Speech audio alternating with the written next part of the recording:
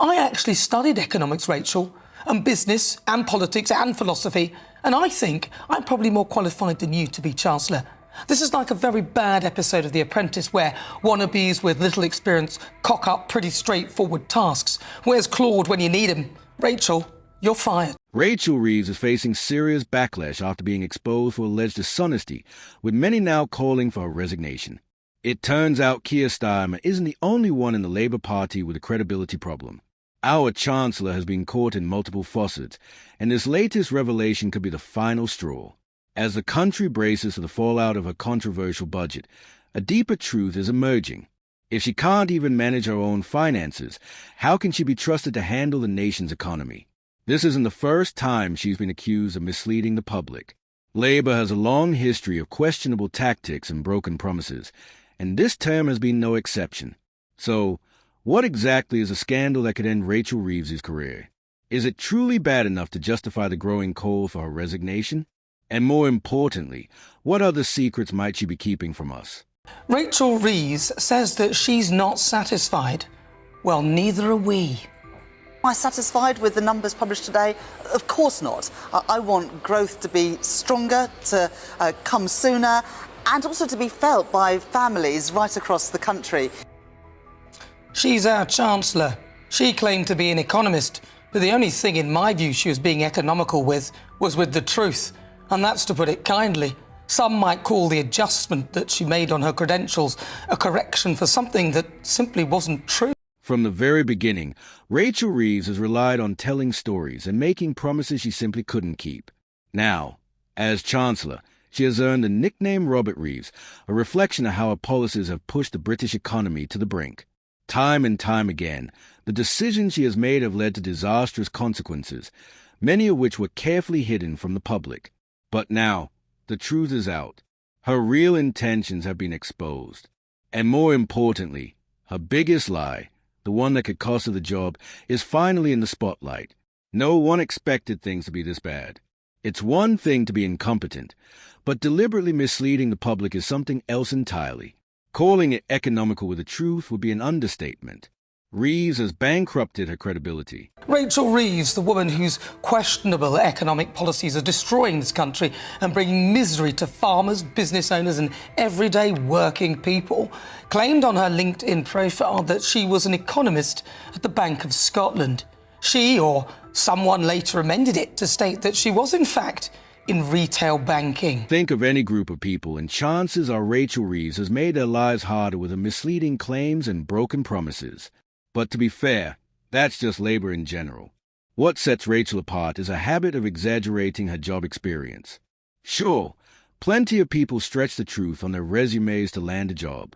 But we're talking about the Chancellor of the United Kingdom here. This isn't just any position. It's one of the most critical roles in the country, and she's turned it into a joke.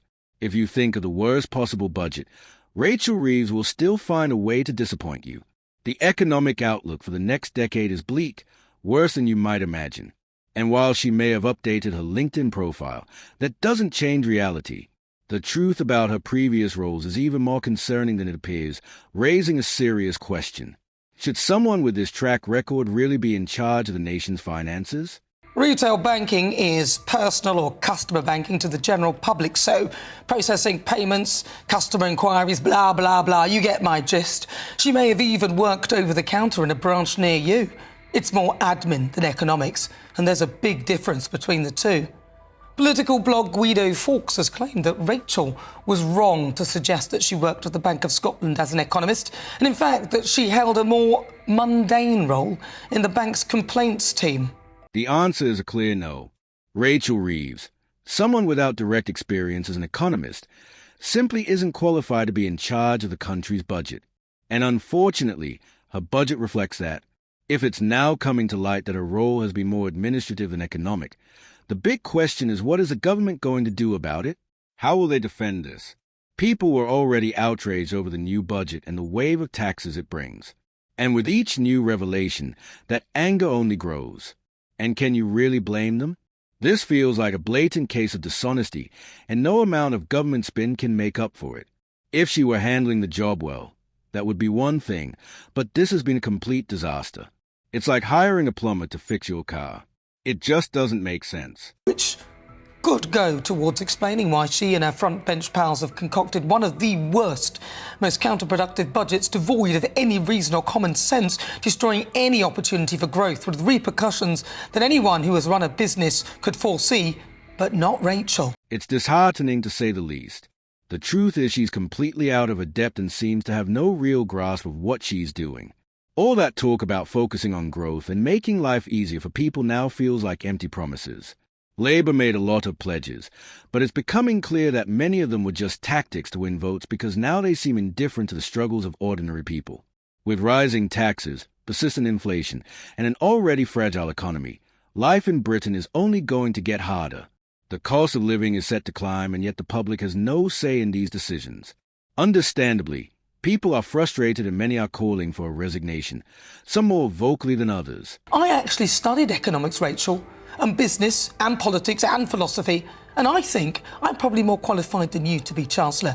This is like a very bad episode of The Apprentice where wannabes with little experience cock up pretty straightforward tasks. Where's Claude when you need him? Rachel, you're fired. If a regular journalist seems to have a better grasp of economic issues than the very government official responsible for fixing the country's economy, what does that say about the direction we're heading in? Things are looking bleak, and the consequences of this budget are already starting to unfold.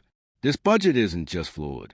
It's one of the most disastrous economic plans we've seen in recent memory. What's even more concerning is how Rachel Reeves keeps moving the goalposts. One day she insists that billions are needed to fix the economy, and the next she claims even more is required. This uncertainty is creating a ripple effect, forcing businesses both big and small to take drastic measures just to survive. A lot of people are, if we move from inheritance tax, all right, well, what about the national insurance hike? Now that has, big businesses like the bosses of Asda and other big companies are saying, look, this is going to cost us millions, and so we're going to have to reduce our intake in staff, but yet it's not being applied to public sector workers. So that doesn't make any sense in terms of growth. If you're a chancellor and you're good at economics, you would know that that would be a counterproductive thing to do in terms of growth in the private. Public sector workers are getting pay raises that outpace inflation, while private companies are being hit with more taxes. But that's not all. Labour also seems to have an issue with Elon Musk. That's right. They don't seem too fond of the world's richest man. Now, try connecting the dots, because Rachel Reeves certainly isn't. When businesses are taxed heavily for every employee they have, it's obvious what happens next. They cut jobs. And who pays the price for that? Ordinary British people like you and me. Remember that £22 billion black hole? Well, according to Rachel Reeves, even that's not enough anymore. Anyway, the Chancellor of Doom, Rachel Reeves, now says she needs £40 billion. Right. Okay. And she's going to, and in order to raise that money, she's going to have to hammer us with even bigger taxes, especially businesses. Right. I mean, how long before So- she might as well just turn around and say 100 billion, Yeah. 200 billion. Nobody's believing. Does the math actually add up, or is she just financially clueless? And more importantly, does she think we're that gullible? It all started with this so-called black hole in the public finances, one she apparently had no clue about, and now it just keeps getting bigger. Is Labour using this as an excuse to keep hiking taxes? £40 billion, 100 billion? Where does it end? Or maybe the end is near and she'll be forced to step down soon. Either way, the damage is already done and higher taxes are on the way. Better brace your wallets. But Labour's and Rachel's audacity doesn't stop there. They wrecked the economy, then scrambled to introduce half-baked initiatives to fix the mess they created. Just look at the business conference they hosted. You wouldn't believe the blunders they made. Did they deliberately exclude Elon Musk or other major figures in the global economy because of their socialist leanings? It's no secret that they distrust the wealthy, often portraying them as inherently bad. Maybe that's why running a business in this environment has become so difficult. That being said, hosting a conference to attract investment wasn't a bad idea. But let's be honest, it's nothing new. This event happens every year. Rachel Reeves' message to the world was commendable.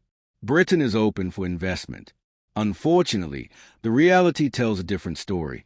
And ironically, right after the conference, Rachel sent a completely contradictory message to the British public. This is a reality we're facing. The government is being two-faced with us. Isn't it outright deception to promise not to raise insurance tax and then go ahead and do it anyway? And to make matters worse, they tried to cover it up by claiming they were only increasing certain aspects of it. This is just typical Labour hypocrisy. And Rachel Reeves is a perfect example of it. No one in their right mind would consider moving to Britain under Rachel Reeves and her misguided plans. And let's be honest, when someone doesn't even know how to manage their own taxes, it's hard to take their leadership seriously, isn't it? To be clear, there's nothing wrong with protecting workers' rights, but it needs to be balanced. Labour has taken this to extremes, and in many cases these rights aren't backed by the productivity to justify them. In fact, they're often counterproductive, harming the private sector even more. Either our economy is struggling with the black holes Rachel Reeves keeps warning us about, or things are actually going well. But it's completely foolish to send both messages at the same time. Growth is plummeting, and to make matters worse, the government is pouring money into pointless projects. It makes Starmer and his team look like total amateurs, as if they have no clue what they are doing. If her credentials were truly solid, she'd know how to handle her own finances, let alone the country's. Mooney, we haven't got any money. Oh, it's all terrible. Black holes everywhere. I mean, they're going to spend 11.66 billion pounds on green schemes for foreign countries, and as I just said, 22 billion pounds on Crazy Ed's mad carbon capture product project. So they're moaning about, but they are wasting money on ludicrous nonsense. How can anyone make sense of this? The government is pouring money into absurd projects while claiming the economy is in dire straits with black holes in the budget. The numbers don't add up, and it's becoming painfully clear what their true priorities are. This is just the tip of the iceberg. Rachel Reeves has made the situation so dire that the consequences of a budget could potentially bring down the British economy. She's hiked taxes to insane levels, upwards of £40 billion, and is bending the rules to borrow even more money. People are starting to call her everything from Robert Reeves to Rachel Thieves. And it's no wonder she's been caught lying about everything from minor details to major issues like her own employment history. What are you doing? What are you doing? What are we doing? I really don't know. Terrible. Rachel Reeves. She doesn't know what she's doing either. I don't think. Because they've left the most overcool, most overpromoted woman in the history of professional politics. She's left so much of a vacuum. What might happen? Because I don't think she knows. This isn't being clever and sitting on her cards and playing, sort of with a poker face. She doesn't know. It took the new Labour government 4 months to present a budget plan. And after all that time, what they released was nothing short of a disaster. Rachel Reeves honestly might be one of the most overhyped figures in politics today. It's almost as if she has to keep resorting to lies to stay relevant. And one of her more harmless ones is actually pretty funny. You wouldn't believe it if I told you. It's hard to fathom how she's managed to get this far with all the missteps along the way. All of these big-ticket items that they have pushed through, now they've got to afford them. And I think this is why she's pushed the budget back so late. They have no idea to. She's trying to play around with the borrowing rules after enshrining the OBR with all of these extra powers. Now they're saying, oh, let's change the way we borrow and pay interest on what we borrow. Which is fine. Actually, I'm not against that. I'm like, good. Let's get on with changing those things. But they are so hypocritical. They don't know what they're going to do right now. Rachel Reeves seems to be hoping that people will just forget about everything that's gone wrong. The damage control has begun. And while she's updated her resume, it's nowhere near enough, especially considering the mess she made with the public finances. It's clear she's at a loss and scrambling to find a solution. Unfortunately, she's decided that the only option is to pile even more debt on us. Yeah, because this is also one thing that she's finally been put under some scrutiny that realistically her own career there wasn't exactly, as illustrious as many people made it out and really go. Yeah, no, basically like she was not as high up and she didn't have them as much responsibility as many people kind of lent to her, and also something about her claiming to be a chess champion has been proven to be factually. Yeah. When you place a lot of power and responsibility in the hands of someone with a lackluster track record, they often struggle to meet expectations much like Rachel has. To cover up their incompetence, they end up fabricating stories, no matter how small, like claiming to be a chess champion, a claim that was quickly debunked. Why did she even feel the need to make that up in the first place? As her behavior continues, it only makes things worse for our country. Her deeply socialist ideals could lead to tax hikes so steep that they might push our economy to the brink of collapse. But I just say everywhere they've looked under every rock they've tried to find this extra money. I don't think they can. And I think this is going to be a major problem. This is why they are waiting and treading water for as long as possible. They don't know what to do after making the pledge not to increase taxes on workers. It feels like one U-turn after another. And now it seems like Rachel Reeves and Keir Starmer are running out of road. People are growing tired of it all. Farmers are out on the streets protesting over inheritance taxes, while businesses are either shutting down or leaving the UK altogether. Starmer and his team may claim to despise the wealthy, but they seem to overlook how vital those wealthy investors and companies are to the health of the nation. The fallout from this could be pretty grim. Won't name names. And they go, "We don't care about the millionaires. They can all leave. Why do we need them anyway? Oh, they're not paying their fair share. They can all go away." And you do realize that the top 1% pay, X amount, 45% or whatever, a huge amount. And if they go, you're in trouble. Oh, yeah. And that's basically the laugh curve, isn't it? You increase taxes, and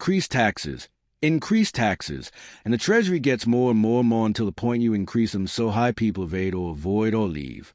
Yeah. And it collapses. Yeah. The top 1% may have the luxury to leave this country, but the rest of us don't have that option. Rachel's leadership is holding back progress, and it's all of us who will feel the consequences. On top of that, Rachel Reeves has been exposed for lying, and the scandal isn't going away anytime soon. It's clear she has no choice but to step down, and she should.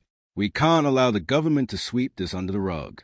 Lying about your qualifications is fraud, and Rachel Reeves must be held accountable. If you believe in that, hit the like button and subscribe to help us get the truth.